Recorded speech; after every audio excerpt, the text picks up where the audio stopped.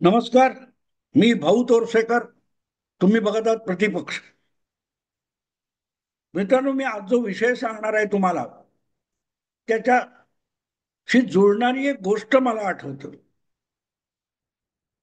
दरोडेखोरी, चोरी ही अनेकदा टोळीकडून होते आणि अशा टोळीमध्ये जे लोक असतात त्यांनी जगाशी बेईमानी केली तरी एकमेकांशी त्यांना प्रामाणिक वागावं लागतं. आणि जर ते एकमेकाशी प्रामाणिक नसतील तर तो दरोडा यशस्वी ठरत नाही. आणि यशस्वी ठरला तरी त्या दरोड्याचे जे फायदे असतात, ती लूट असते, ती त्यांना वाटून सुद्धा घेता येत नाही. अशी एक छान गोष्ट मी कधीतरी बालपणी वाचलेली आहे की चार दरोडेखोर असतात आणि ते कुठेतरी मोठ्या सावकाराचं घर लुटतात आणि प्रचंड नाणं सोनं संपत्ती घेऊन तिथून निसटतात आणि जंगलात येतात आणि खूप थकलेले असतात. त्यांना भुका पण लागलेल्या असतात. पण कुठेही जाग नाही अशा सुरक्षित ठिकाणी आलो असं बघून ते एक खड्डा खणतात आणि तिथे ती सगळी आणलेलं सोनं नाणं संपत्ती दडवतात. आता गंमत अशी असते, भूक लागलेली असते. मग त्यातले दोघे म्हणतात की आम्ही जाऊन गावात जेवतो आणि तुम्हा दोघांसाठी जेवण घेऊन येतो. तोपर्यंत उरलेल्या दोघांनी तिथे खड्डा खणून पुरलेल्या संपत्तीचं लुटीचं संरक्षण करावं. आलोय, परत आलो जेवून आणि तुम्हाला जेवण घेऊन आलो की तुम्ही जेव्हा, मग त्या संपत्तीचं समान वाटप करू आणि पाहिजे तर आपापल्या मार्गाने निघून जाऊ. उरलेले दोघेही मान्य करतात आणि त्याप्रमाणे दोघे जण उठून गावात जातात, जेवतात वगैरे, आपसात गप्पा करतात, बोलत असतात. आणि त्यांच्या डोक्यात एक येतं की जी काय संपत्तीची लूट करून आणली आहे ती लूट चार लोकांमध्ये वाटली तर आपापल्या प्रत्येकाच्या वाट्याला रुपयातले चार आणीच येतील. पण हे चार वाटेकरी आहेत म्हणून चार चार आणे येणार. पण वाटेकरी दोनच झाले तर आपल्याला आठ आठ आणे मिळू शकतात. म्हणजे आपण जे जेवायला आलोय आणि जेवण घेऊन जायला आलोय त्या दोघांच्याच वाट्याला सगळी लूट आली तर आपल्याला पन्नास पन्नास पैसे आठ आठ आणे मिळू शकतात. निम्मा नम्मा हिस्सा मिळू शकतो. आणि मग ते दोघे आपसात जेवताना एक कारस्थान करतात की आपण जाताना जेवण घेऊन जाऊ पण त्या जेवणामध्ये विष घालवू. म्हणजे आपण परत गेल्यानंतर त्यांना जेवण दिले की ते भरभर जेवतील आणि एकदा ते जेवले की मरून पडतील. म्हणजे सगळी लूट आपली, आपण अर्धी अर्धी वाटून घेऊ. दोघे खुश होतात आणि त्याप्रमाणे जे जेवण बांधून घेतात त्यामध्ये ते विष कालवतात आणि परत येतात. पण गंमत अशी आहे की हे दोघे जो विचार करत असतात तसाचा तसा विचार जो उरलेल्या दोघांनी केला तर काय, अशी शंका या जेवण आणायला गेलेल्यांच्या मनात शिवत नाही. पण तिकडे तोच विचार चालू असतो. ते बसल्या बसल्या त्या जंगलामध्ये असा विचार करतात दोघे एकमेकांशी बोलताना की ह्या दोघांना तरी कशाला द्यायचं, आपण आपसातच सगळं वाटून घेऊ. एक तर आता हे घेऊन निघून जाऊ, ते येऊन ते बोंबलत बसतील. तर दुसरा म्हणतो नाही, आपल्याला भुका लागल्यात, आपण एवढं ओझं घेऊन चालू शकणार नाही, त्यापेक्षा ते येऊ देत, आपण त्यांना आले आले की मारून टाकू, त्याने आणलेलं जेवण जेवू आणि ही लूट आपसात वाटून निघून जाऊ. दुसऱ्याला ते पटत आणि मग जंगलात थांबलेले दोघे या दोघांची वाट बघत असतात. आणि त्याप्रमाणे गावात गेलेले दोघे परतले की जंगलात थांबलेले दोघे पहिले त्यांच्यावर हल्ला चढवतात आणि त्यांना मारून टाकतात. म्हणतात चला आता जी काय लूट आहे ती आपल्या दोघांची आहे, आपण अर्धा अर्धा वाटा करू पण आधी जेवून घेऊ म्हणजे आपापल्या वाटेने जाता येईल. आणि त्याप्रमाणे ते जेवून घेतात. पण जेवल्यानंतर त्या जेवणात विष असल्यामुळे तेही तिथल्या तिथे मरून पडतात. मुद्दा असा आहे की लूट केली, पण लूट करताना जितक्या एकत्रितपणे, एकजुटीने तुम्ही ते काम केलेलं होतं, तो जो प्रामाणिकपणा होता एकमेकाच्या मदतीचा, तो नंतर वाटून घेताना सुद्धा तेवढा प्रामाणिकपणा असला पाहिजे.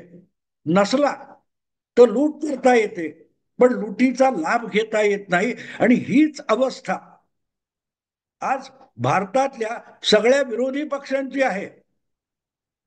त्यांना मोदी सरकार पाडायचंय आणि सत्तेचा खजिना लुटायचा आहे. सत्ता आपल्याला बळकवता आली पाहिजे ही त्यांची अनिवार्य इच्छा आहे, महत्वाकांक्षा आहे. आणि मोदींच्या इतकी ताकद आपल्याकडे नसेल तर मग आपण वेगवेगळे पक्ष म्हणून लढण्यापेक्षा आघाडी आणि एकजूट करून आपली ताकद दाखवायची आणि लढायचं ही त्यांची भावना आहे आणि ती चूक आहे असं मी म्हणणार नाही.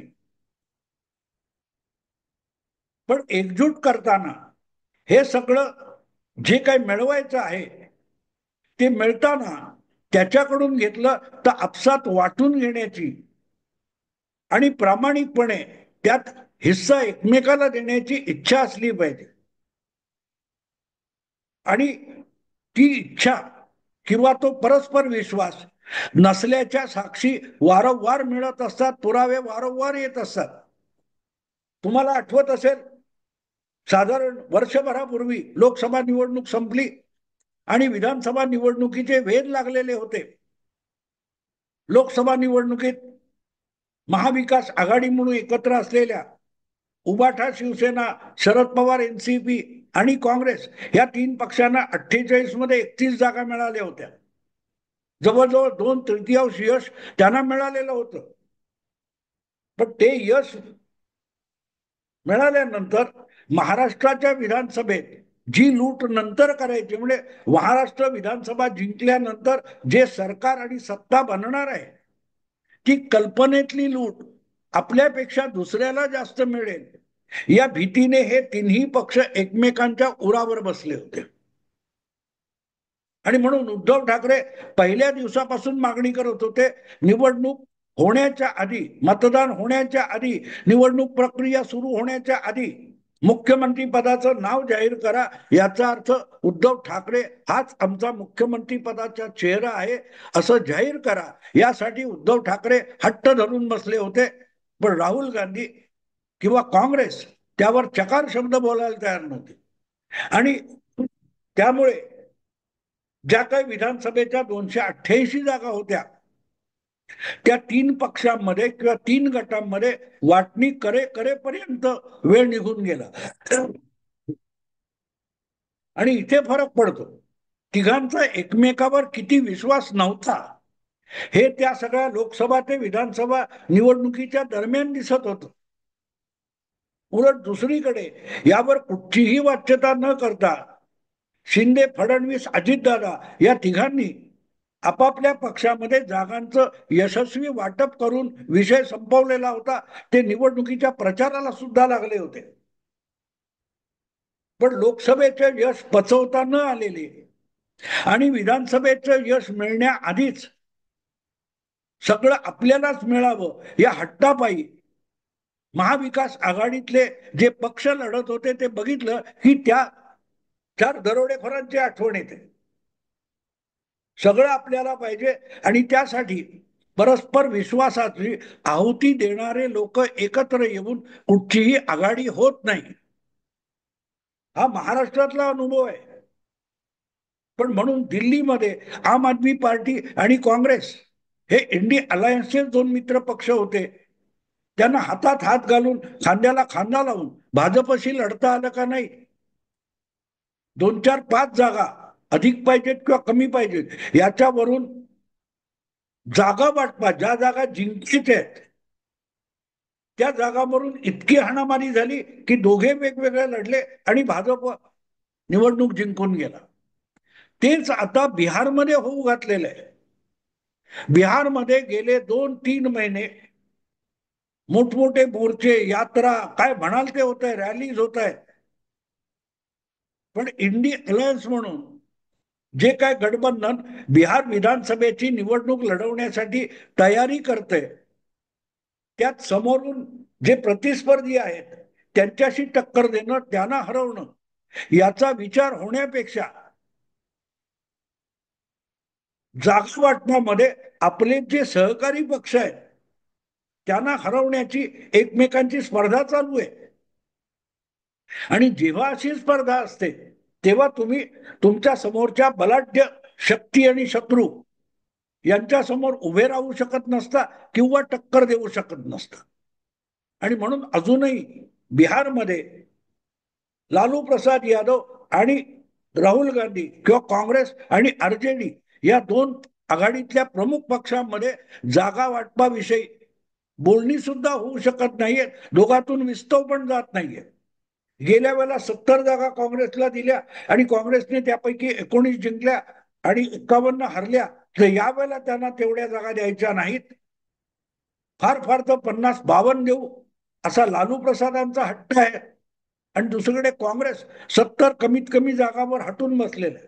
असो, मुद्दा इतकाच आहे मित्रांनो, की ज्या वेळेला अशी परिस्थिती असते, परस्पर विश्वास नसतो, तेव्हा तुम्ही एकजुटीने कुठचीही लढाई लढू शकत नाही.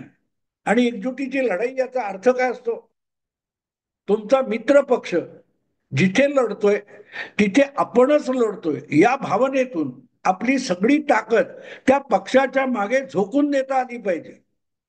ती जर तुम्ही झोकून देणार नसाल किंवा त्यासाठी तुमची तयारी नसेल, तर आपोआपच तुम्ही हातचं राखून काम करता आणि कदाचित तेवढ्याच फरकाने आपल्या मित्र पक्षाचा त्या विधानसभेमध्ये किंवा त्या निवडणुकीमध्ये पराभव होतो. अगदी आता उपराष्ट्रपती पदाच्या निवडणुकीमध्ये जे काय झालं ते नेमकं तेच झालेलं आहे. आपला इंडी अलायन्स म्हणून जो काय जमावडा आहे, ते हिंदीमध्ये म्हणतात ना, भानुमती का काय, कही की ईट कही का रोडा, भानुमतीने कुणबा जोडा. म्हणजे वीट कुठची, रेती कुठची, काय कुठची, आणि झालं बघा, ढीक तयार झाला म्हणजेच घर बांधून झालं, असं जे काय म्हटलं जातं. तशा रीतीने जी आघाडी झाली आहे ती लढण्यासाठी एकजीव सेना नाहीये, एकमेकांच्या मदतीला येत नाही. प्रसंगी अनेक चॅनेलवर या विविध इंडी आघाडीतल्या प्रवक्त्यांची जी भांडणं असतात ती आपण बघतो. अगदी काल परवा किती मतं फुटली याच्यावर महाविकास आघाडीतले राहुल काय ते संजय राऊत एक मत व्यक्त करतात आणि त्यांच्या नेमकं उलट मत सुप्रिया सुळे व्यक्त करतात. ही इतकी त्यांची पक्की एकजूट आहे. आणि त्यामुळे महाविकास आघाडी किंवा इंडी अलायन्सचा उपराष्ट्रपती पदाचा उमेदवार पराभूत होणार हे सांगायला कोणा ज्योतिषाची किंवा ओपिनियन पोल करणाऱ्याची गरज नव्हती. हे त्यांनाही माहिती होतं. पण त्यांना एक तगडी लढत आम्ही देतोय. मोदी आणि त्यांच्या भाजप सहित एनडीए अलायन्स ही कितीही शक्तिशाली असली तरी त्यांच्यामध्ये आपसात मतभेद आहेत. त्यांच्या मतामध्ये फाटाफूट आहे, त्यांच्या पक्षांमध्ये फाटाफूट आहे, ही दाखवण्याची ही एक सुवर्ण संधी होती.